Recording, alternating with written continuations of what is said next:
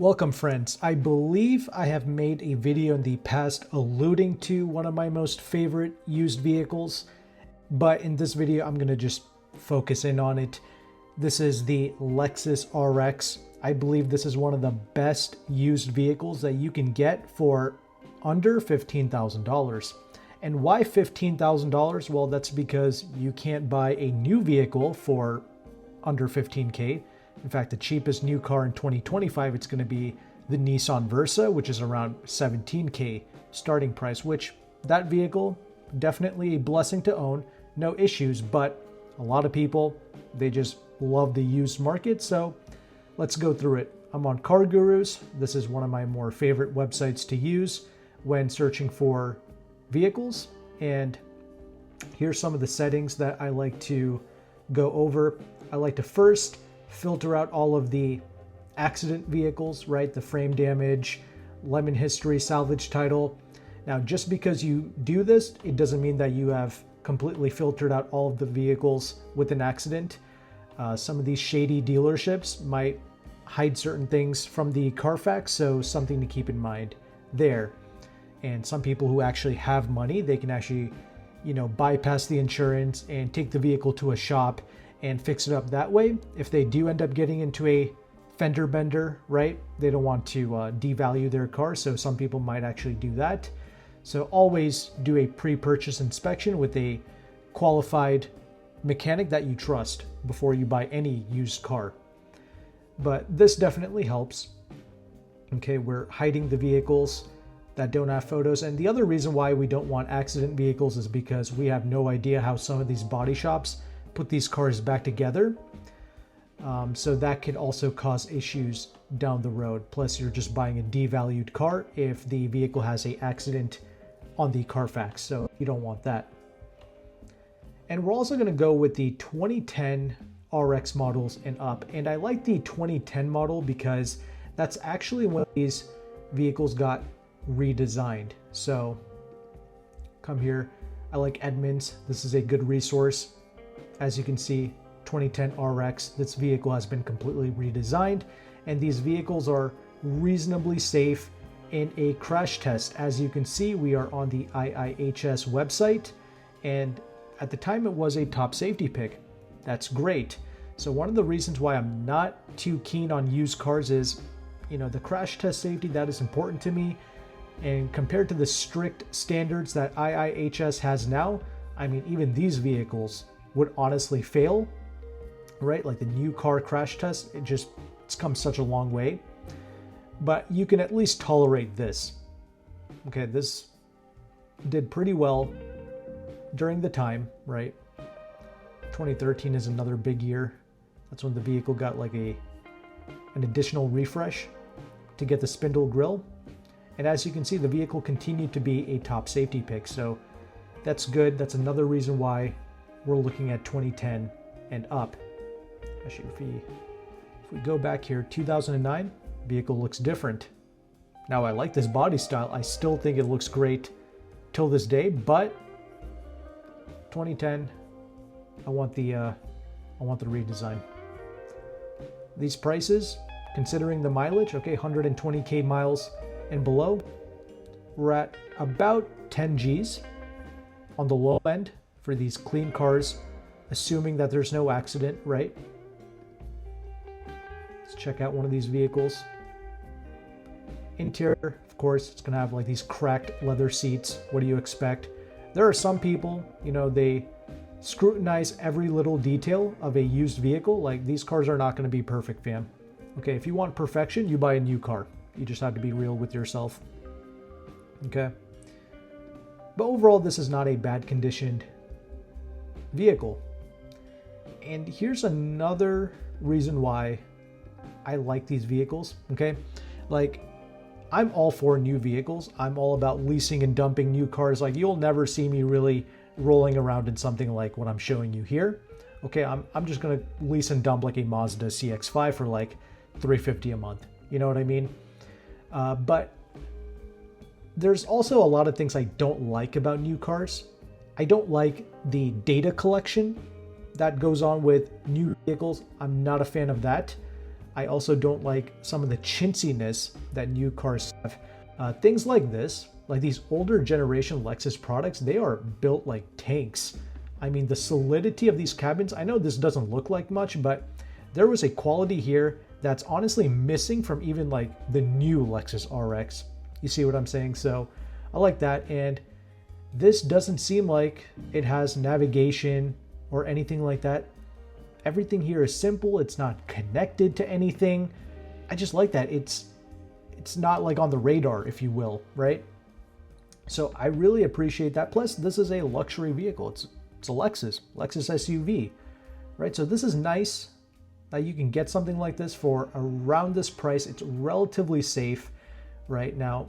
These cars are old, of course. A 2010 vehicle at this point, it's 15 years old, right? 15 years old, you know, depending on what market you are searching in, you have to watch out for things like rust, okay? So again, always do that pre-purchase inspection. Honestly, this design, it still looks okay to me.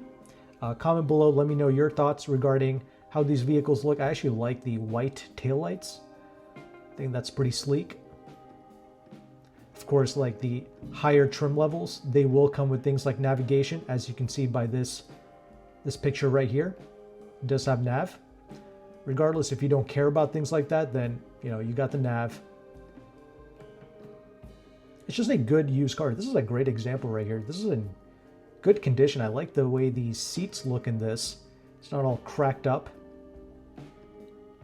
Minimal wrinkles. That's nice.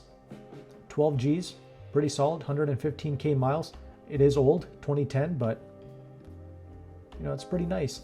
And got the naturally aspirated V6. Sounds great. Pulls just fine.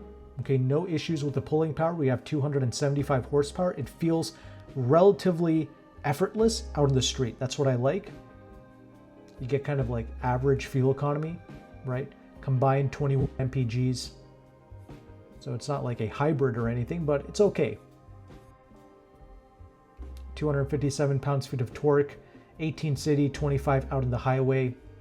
All right.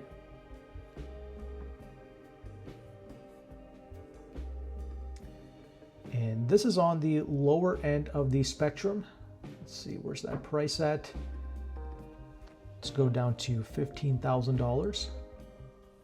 That's my target here. With all of these parameters, there's only like 139 of these vehicles throughout the entire United States. Something to keep in mind. But if you can get these ones with the spindle grille, that's even better, even more modern.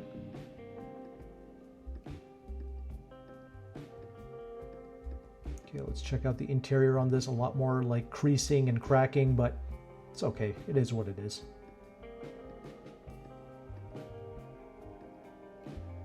Okay, like I know it doesn't look super special on the inside, but it is a solid cabin. I also enjoy driving these vehicles.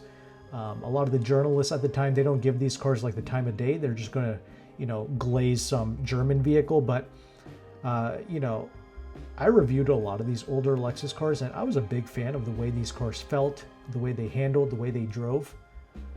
I do have to admit, the higher trim level Lexus vehicles do feel better to drive. It's kind of been that way for over a decade now, but used car under 15K, I don't really care.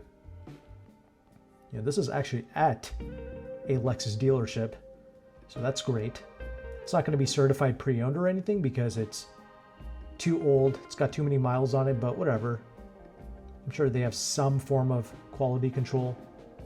They're not just going to buy some busted, clapped out vehicle. I'm sure they have some standards when you buy from an actual Lexus dealership, so something to look out for there. But the point is, these vehicles, they exist. Okay, something more basic, something more calm and clean, something that's not connected to, you know, AI, artificial intelligence, navigation, Apple CarPlay, like no nonsense. It's just a good point A to point B, somewhat reliable vehicle, decent safety, okay? You can go to Edmunds, see what the model year differences are, right? 2011,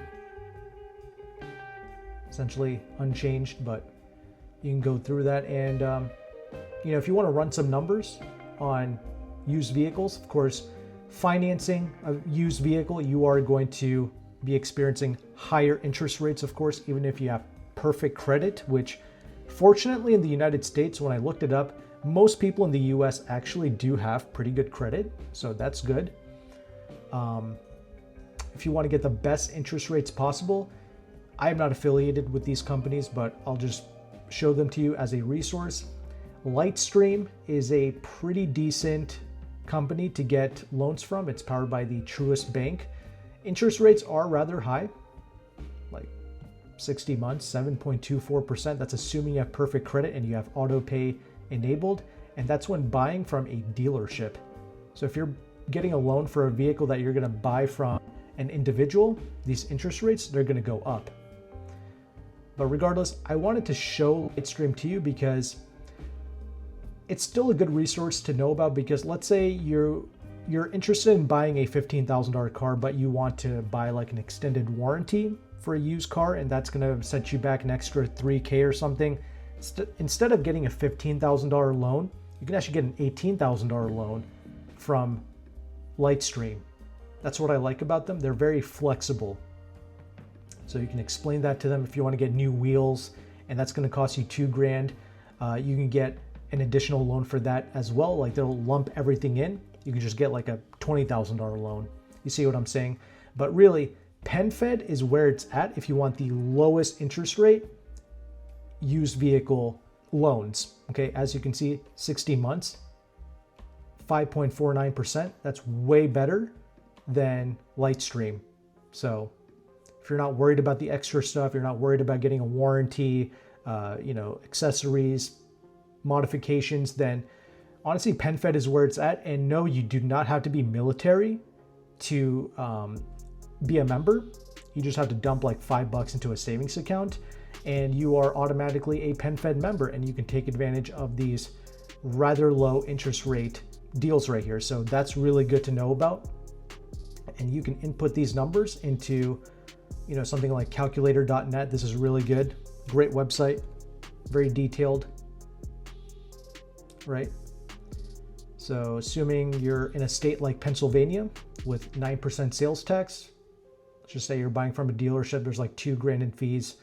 $350 a month is what you're looking to pay on a $15,000, RX. Okay, that's not bad. Me personally, I would rather just lease and dump a vehicle. Total interest paid over the course of 5 years, $2,675 in interest. We're assuming that we put no money down. If you're putting no money down on a car loan or a lease, you should consider getting something known as gap insurance, which is going to be like $300 to $500. Make sure whatever you get, gap insurance, warranties, make sure that they are prorated, meaning, let's say you get a warranty for 4 years, you paid $2,000 for it. 2 years into your loan, if you decide to sell your vehicle and you paid $2,000 for the warranty, if it's prorated, you can actually get half your money back. So you'll get a refund for $1,000. Only get prorated warranties and gap insurance, things of that nature. Okay. So $350 a month, that's what you're looking at. Okay, we covered, these banks that you can use. You can also go to NHTSA to see the issues that a vehicle has. So you just input 2011 RX 350. You can see that there's 54 complaints from owners that have contacted NHTSA. Rear control arms are rusted and can break. Corrosion, rust, that's just something you have to watch out for. No car is perfect, but for the most part, these Lexus vehicles, not gonna lie, they are pretty solid. Recalls, you can see that on NHTSA. And manufacturer communications, this is also known as TSBs, or technical service bulletins. These are issues that the manufacturer themselves find with their own product. Okay, there's 255, but a lot of this is repetitive or very small nuanced things. Okay, and if you do want a warranty for a used vehicle, okay, there's 4 companies that I know of.